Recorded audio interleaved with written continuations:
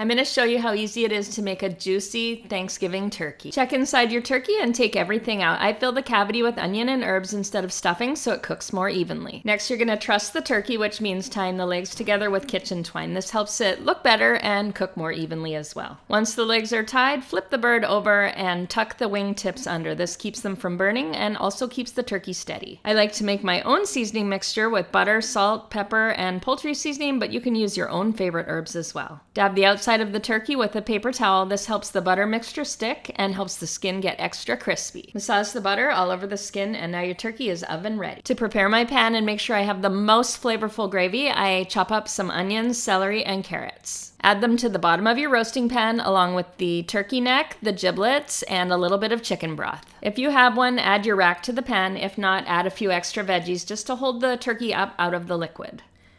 Be sure to roast the turkey breast side up. There's no basting needed. Every time you open the oven, it lets out heat and it extends the cooking time. It also doesn't make the meat any juicier. Use a meat thermometer to make sure your turkey reaches the correct temperature of 165. I take it out of the oven at about 158 and let it rest for about 30 minutes. The temperature will rise. The result? A juicy turkey, crispy skin, and flavorful drippings for the very best gravy.